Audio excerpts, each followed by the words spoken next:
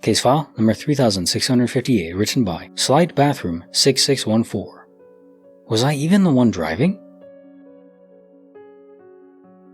I've heard all the theories about road hypnosis and highway trance again and again by my father, who was a long-haul truck driver for decades. A lot of truckers hate the work, but not him. His veins were blue, but oil was what flowed through them. Good man. Great man. Anyways, what happened to me on the drive up from LA to the Bay Area goes way beyond just zoning out. I've done that drive at least a dozen times, but this one specific trip still makes me feel like I skipped a chapter in my own life. Like it may be just a page, to be fair. It was a pretty standard run, or so I thought it'd be. I remember hitting the Grapevine right around 9 p.m. The car was running fine, the music was on, and I was settled in for the long, boring stretch of the I-5. The next thing I actually remember, like a real conscious, I am a person existing in a car, concrete memory, is pulling into Livermore. That's nearly a 3-hour gap. 3 freaking hours! It wasn't just that the drive felt fast, it was like the entire middle of the state had been deleted from my brain. I have zero memory of the exits, the trucks, the smell of the Harris Ranch cows, other cars in general. Absolutely nothing. I tried to tell myself I just went on autopilot, or it was that road hypnosis condition that my dad always talked about. But I know it can't be, because I stopped for gas. This is the genuinely creepy part. So this was not 100% on the road exclusively. I had found a receipt in my cup holder from a station in Los Banos the next morning. I looked at the timestamp and it fits the timeline perfectly. I apparently pulled off the highway, navigated into a gas station, swiped my card, maybe even bought a snack or used the restroom, and got back on the road. And I have absolutely no mental record of any of it. I wasn't tired, I wasn't impaired, the standard, no drugs, obviously no alcohol. I simply have no memory of any of it. It's one thing to forget a boring stretch of road. I can accept that, if that's all it was. No gas station stop, I wouldn't even be telling the story. But it's another thing to wake up 3 hours later and find physical proof that you were interacting with the world while your brain was fully offline? It's been months now. Was I even the one driving? Oh, and I have the exact comparison to make here. It felt like going under general anesthesia, which I had done once, to remove my appendix a while back. It's the weirdest feeling.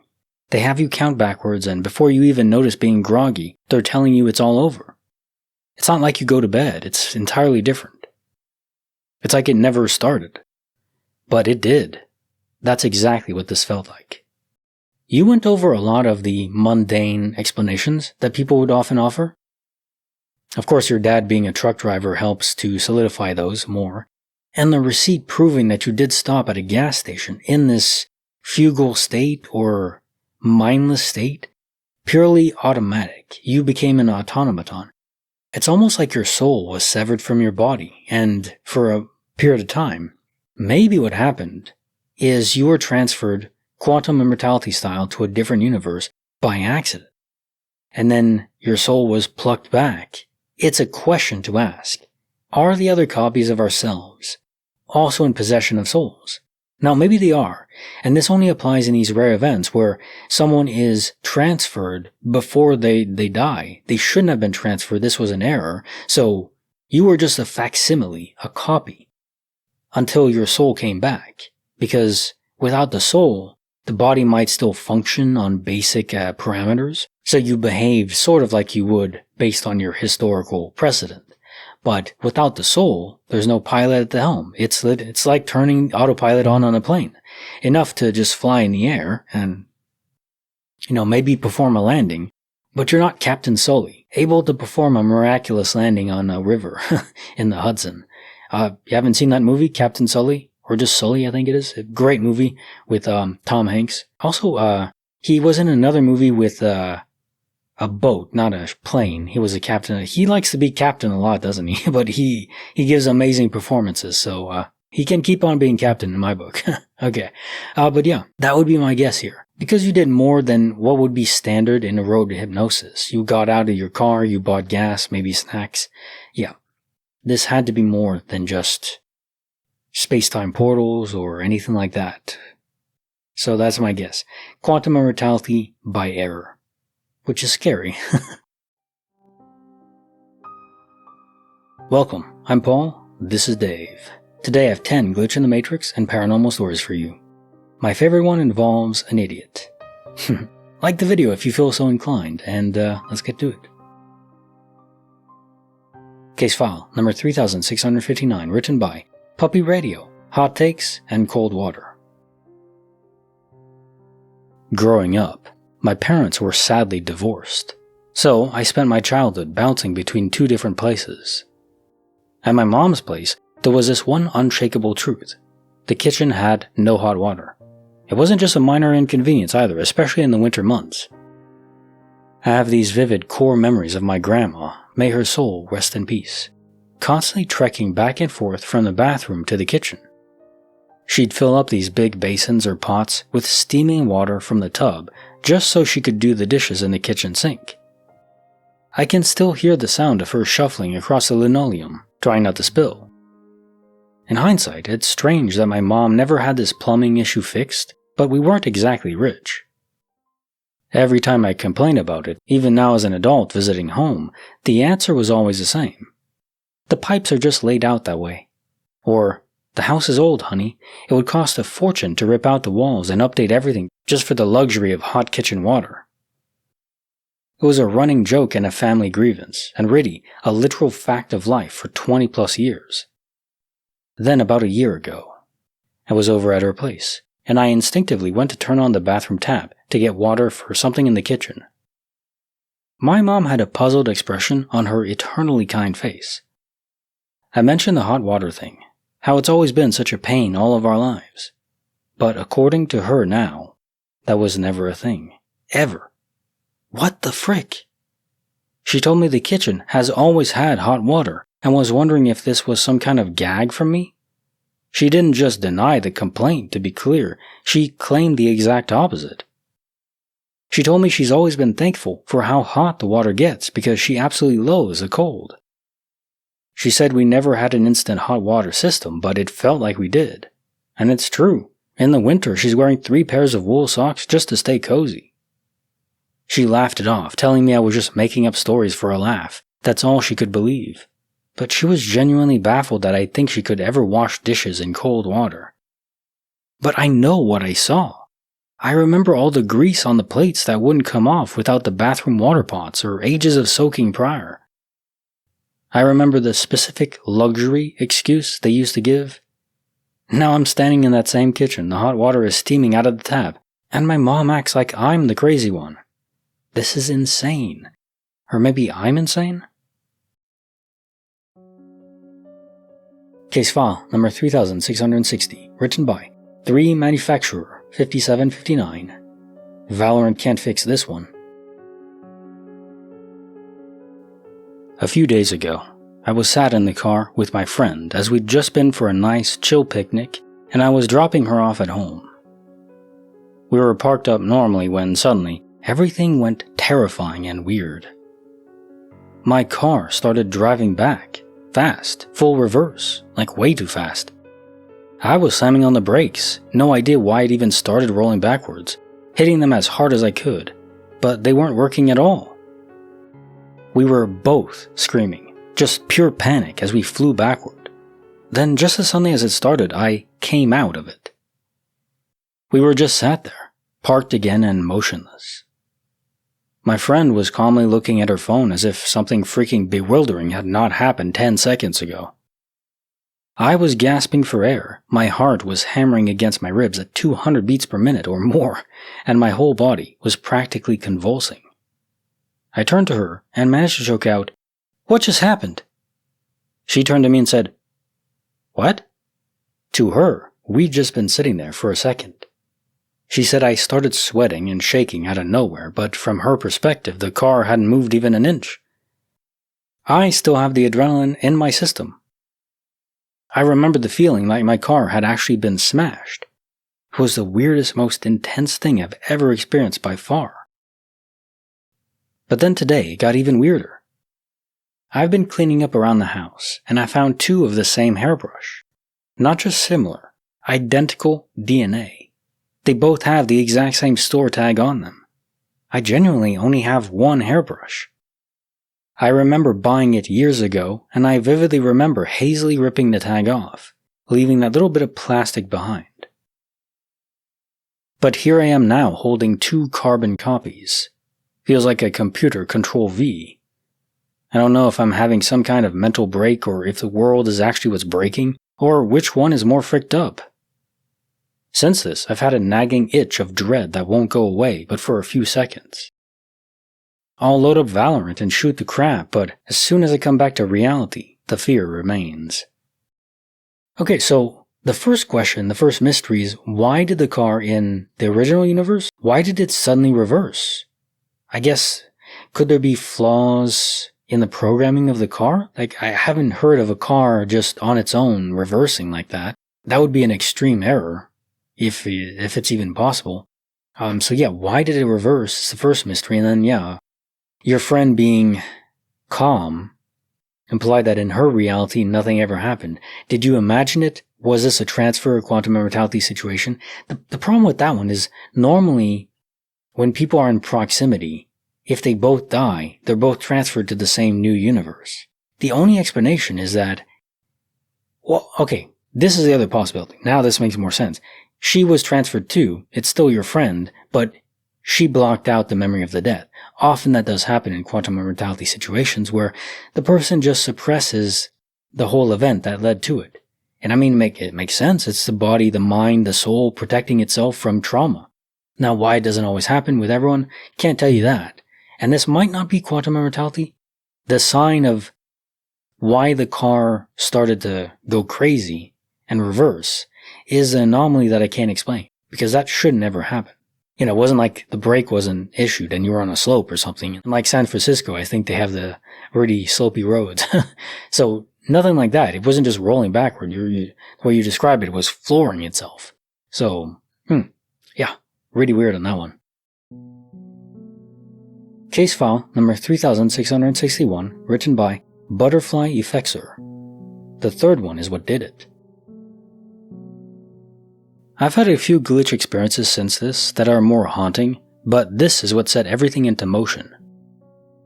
I was at the bookstore, standing in the novelty section, when I realized my nudibranch finger puppet was no longer in my bag. My mom had gifted it to me, making it fairly important, so I spent the next few minutes retracing my steps, then another 30 searching the store from wall to wall. It was nowhere to be seen. Eventually, I gave up and decided to continue shopping for books. After walking around for a bit, I saw my missing puppet on one of the science fiction shelves that I hadn't been anywhere near pre-realizing I lost it. The puppet had no tags or clear identification of belonging to the store, but I decided to take it to the front anyway to check since I didn't remember being anywhere near those shelves when I, supposedly, had the puppet. They couldn't find it anywhere in the system. They tried nudibranch, sea snail, and finger puppet, but none popped up with results. A little confused, I guess it must have been mine after all. So I checked out the books I went in for, and left with my finger puppet friend safely back in my bag. It wasn't until I got home that I saw the same little guy in the backseat of my car. I checked my purse, and the one that I found was still there too. As weird as the puppet's multiplying was, it wasn't enough to shake me. I even joked to friends about how alternate universe me is probably pissed that her puppet is gone. But then I found a third puppet at the very bottom of my bag a few days later. Seemingly the original from this timeline. I had gone through my bag thoroughly in the bookstore before declaring it missing, so I'm almost certain it was gone for a bit before reappearing. Finding the third puppet, honestly, left me pretty shaken, especially since events like this have continued to happen for months now. What's going on? Despite joking about alternate universes, I have never completely believed in them, but things have been getting weird enough to make me weary. Case file number 3662, written by OKWalk9234. He has a gift, but he's also an idiot. So we all try to process unnerving or weird events that happen to us, but the deal isn't always fair. And I'm about 5 seconds away from wrapping my partner in bubble wrap and never letting him leave the house again.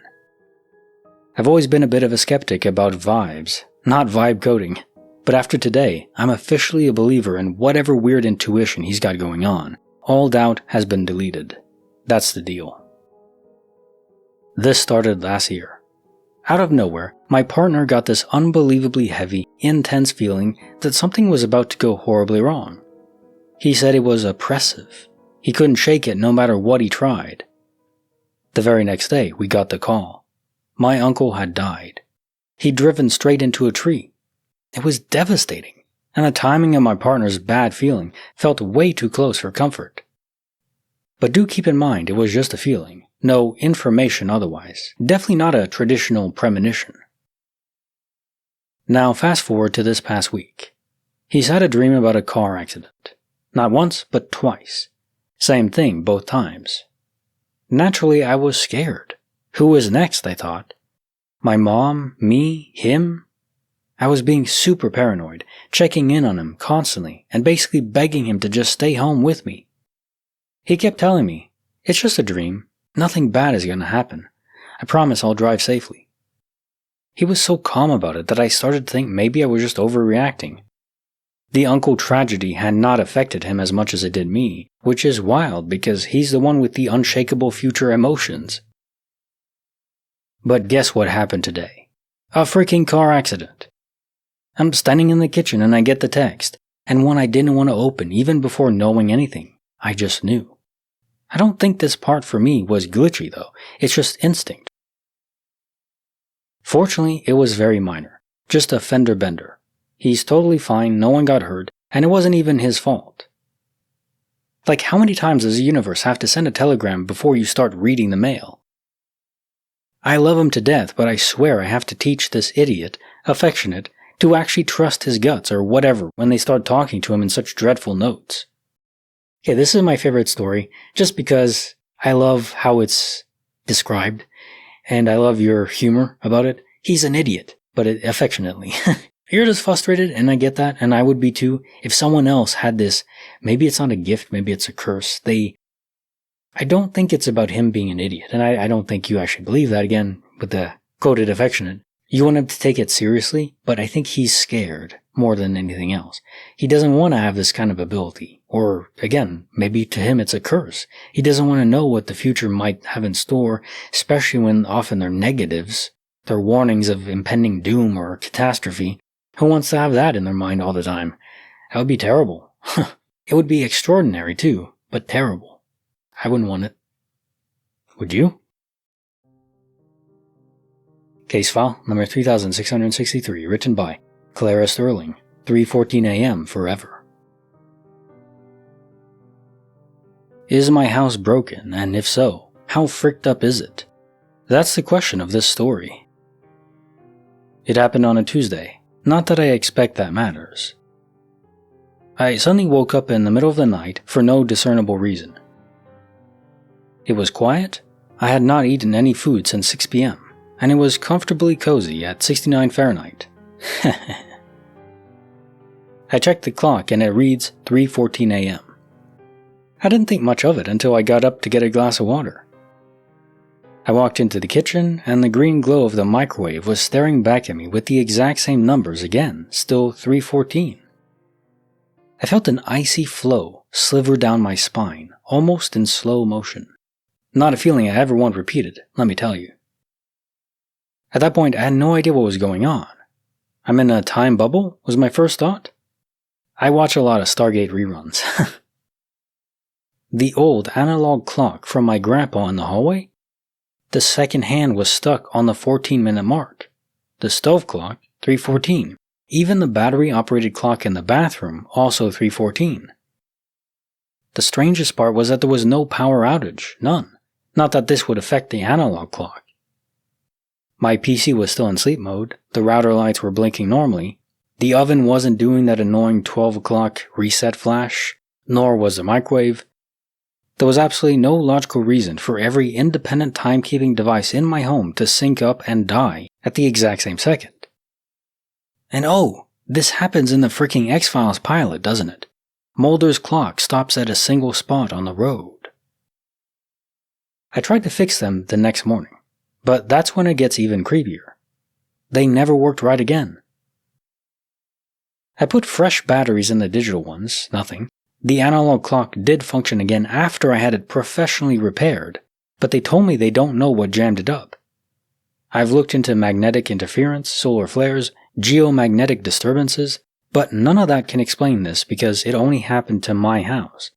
Neighbors said all of their clocks are fine. Well, the one to my right anyhow. Most others don't even keep normal clocks anymore.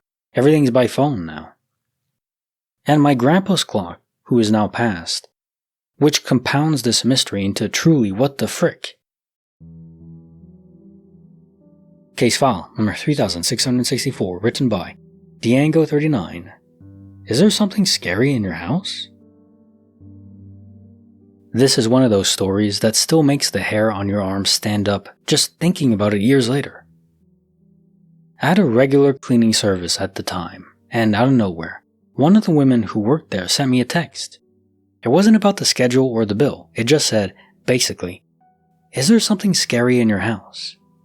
What an odd thing to text. If you want to notify me of horror, do it in person, please. How do you respond to a question like that? I'm sitting there in my own living room, suddenly looking over my shoulder, wondering what the hell she could have seen or felt that prompted a remarkably untactful message like that. A few days after the text, the game began. I woke up in the middle of the night, 3 a.m. on the dot too, which in of itself is a bit disconcerting, to find my closet light on. Now, the rest of the house was pitch black, but this closet was just bursting with light, leaking out from under the door and around the frame. I knew for a fact I hadn't left it on. Let's just get that right damn straight, okay? I haven't slept with a nightlight or anything equivalent since I was 8. I turned it off and went back to bed, trying to convince myself it was just a weird electrical fluke, but in how certain I was I had not kept it on, well, the rationalization was flimsy and I knew it deep inside me. It took a while to finally fall back to sleep. The next night, it happened again, 3 a.m. on the dot. Same thing at exactly the same time. What the hell? At this point, I'm over the electrical fluke theory. I went into the closet and unscrewed the light bulb, just enough so that it couldn't possibly make a connection. I checked it multiple times to make sure the circuit was broken. No way was coming on now. Back to bed. The third night, I woke up and the closet light was on again. No, I was officially losing my mind. The bulb was still unscrewed, but the light was there, almost as bright as day, cutting through the blackness of 3 a.m. It was crazy. Maybe you'll think I was crazy too, but I booked it out and spent the night in my car. I spent hours trying to do research on the history of my neighborhood after that night, digging through old records and county documents, and there are hints that it was built on or near an Indian burial ground. Do I honestly believe that Indian spirits are turning my light on in my closet at 3 a.m.? But why? And it only happened in my closet, no other lights.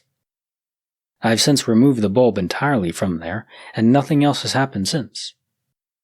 Very weird Indians, if that's what it was. Yeah, okay, so the cleaning service did lack tact, but at least they tried to warn you. And I mean, it's hard if there's something supernatural going on, and you're just a cleaning crew. How do you even warn the owner of the home? Like, I cleaned a clinic way back in the day. Well, not that long ago. I guess 10 years ago now. And it was fine. Nothing weird ever happened. But what if I was cleaning and I heard like whispers and ghostly noises and the lights started flickering? Would I even try to warn the owner of the clinic? Like, how do you tactfully do that? Even in person, like, I just wanted to let you know, I think this place is haunted. I guess you have to go non-paranormal, like, just say, Maybe install some cameras because some weird stuff was going on and I don't know what it was. I guess you have to leave it more mundane, right? If you're gonna warn someone like that. Especially in a business sense, yeah. Just funny to me. I don't know if it is an Indian burial ground thing because, as you describe it, it's not like the ghost was trapped in a specific room. Because at the time, unless an specific Indian was trapped in that specific room, don't know how old the house is. But it seems unlikely, like it would be that fixed location, unless there's an item that belonged to him in the area, or in the closet specifically. As for the light coming on, we know that spirits, they're kind of just uncoalesced energy, and they can affect the electromagnetic spectrum, including electricity. So could they bridge the gap to connect the light bulb to the circuit? Absolutely. That isn't even remotely surprising to me. But why they would be doing that, I couldn't say. Still creepy though. Case file number 3665, written by Cowboys on K. Plastic to feathers. Okay, some quick groundwork before we get started. It's true that I frequent plenty of creepy subreddits. I'm familiar with a lot of lore and stories, as I'll often read them before bed. Yep, I'm that kind of nut. Which makes what happened to me at least personally feel all the more real. But I just wanted to lay it all out on the table. So I was riding down the highway with my boyfriend. He was driving and I was just hanging out in the passenger seat. Visibility was basically infinite. I was looking at the scenery by the side, zoomed by in a blurry congealed mash. Then I noticed a black plastic shopping bag floating in the wind. I'm historically terrible at estimating height and distances. It's actually funny, but if I had to guess, it was hovering around the height of a 5-story building. It was just tumbling and dancing in the air, caught in those weird highway updrafts and whirlwinds. It was just a bag. It had crinkles and caught the light, those cool weightless zigzag chaos dance moves that bags have in the air. I was transfixed, almost hypnotized. Even though it was behaving normally by bag standards, something about it just made me feel wrong. My gut was trying to tell me something that I couldn't consciously understand. Now, in a literal blink of my eyes, the bag was no longer a bag. It was now a real black bird. It immediately caught the wind with its wings and soared away in a completely different direction. And there was no transition, no point in time where the idea of it having been a bird all along could make sense. Those movements in the air, random. That can only happen from a bag or feathers, very light things. And remember, it wasn't like it was miles away and I was seeing a blob or a trick of the light here. I may be bad at judging distances, but I know it wasn't that far. We were close enough that I could see the texture of the plastic one moment and the silhouette of the feathers the next. What I find the weirdest, though, wasn't even the bird. It was my reaction. I just sat there and thought, that's weird. And then I just went back to looking at the trees and shrub blurs. I didn't shout or turn into a hysterical mess. I didn't tell my boyfriend to pull over. I didn't even mention it to him for a while. I've had a fair share of spooky or unexplainable things happen over the years, but most of those have a paranormal vibe to them. This wasn't that. This feels like reality was wrong. But in retrospect, as I typed this out, the fact the bag kept close enough over the seconds we were driving by is a strange fact about it too. But even so, I know what I freaking saw. It was just a bag. Case file number 3666, written by Holy Water for Free. My closet is reproducing. So a couple months ago, I went shopping and decided to buy a cute top that was $25. I remember feeling really guilty about spending that much money on a top, but I was intending to match with one of my friends, so I was like, screw it, I'll purchase it. I love this top so much, so I've been wearing it quite often since I bought it, like at least twice a week. This morning at like 6:30 a.m., I had to go to work, so I was going to wear that top again. I was looking around my closet for this, and as soon as I pulled out my cute top, another top fell out. It's the exact same top that I bought earlier, in the same size and everything. To be honest, I thought I was tired and therefore being delusional because I only slept 5 hours, so I went to shower and wake myself up. When I came back, the extra top was still on my bed. The thing is, I know it's not my friend's top because we're different sizes, so it's definitely mine. I also know that I didn't accidentally steal one because the store I purchased it from scans the items for you, and the top was also security tagged. I only paid $25.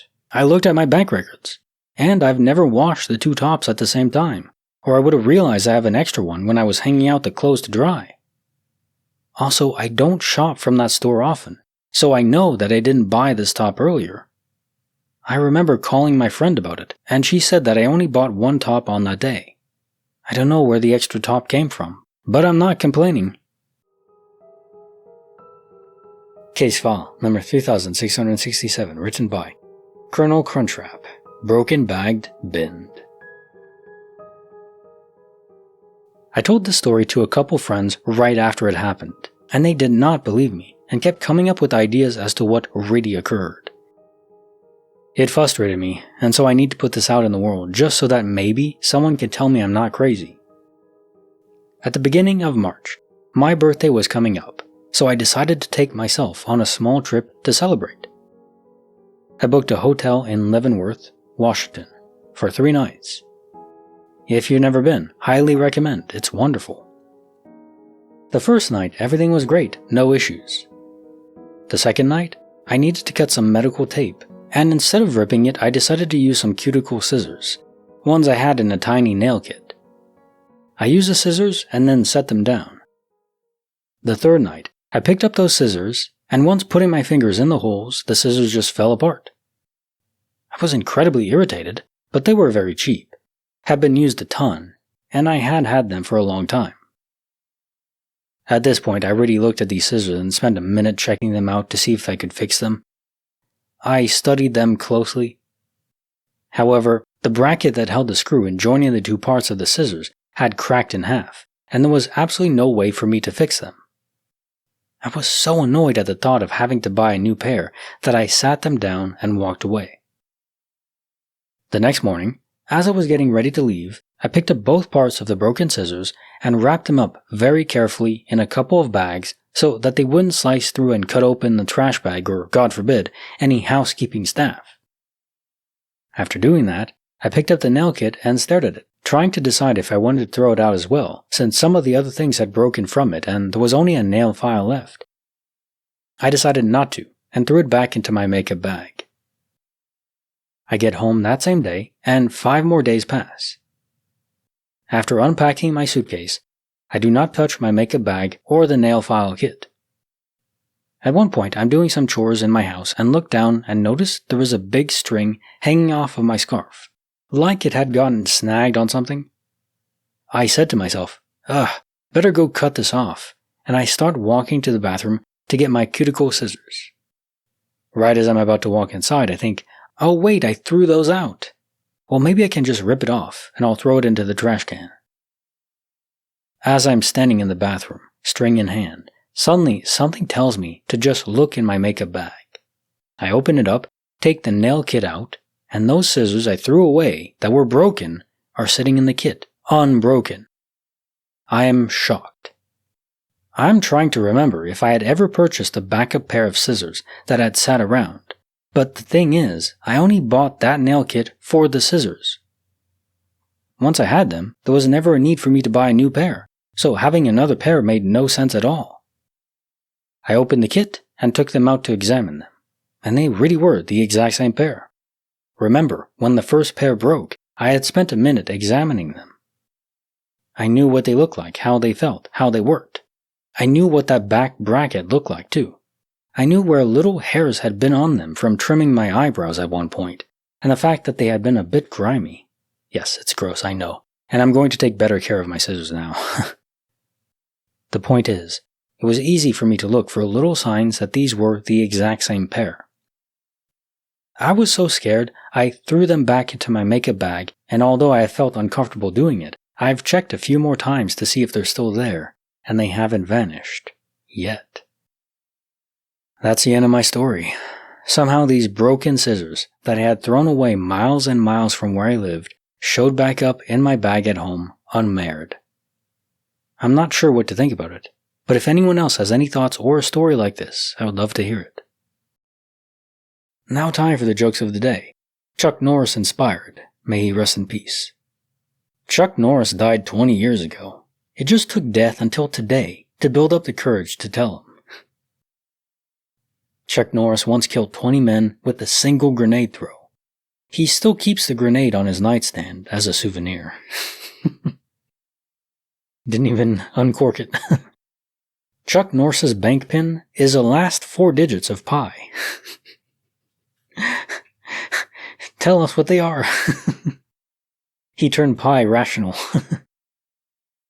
The boogeyman checks under his bed for Chuck Norris. Yep. Chuck Norris didn't die. He conquered life and decided to go on to the next mission. Yep. May he rest in peace again. A legend.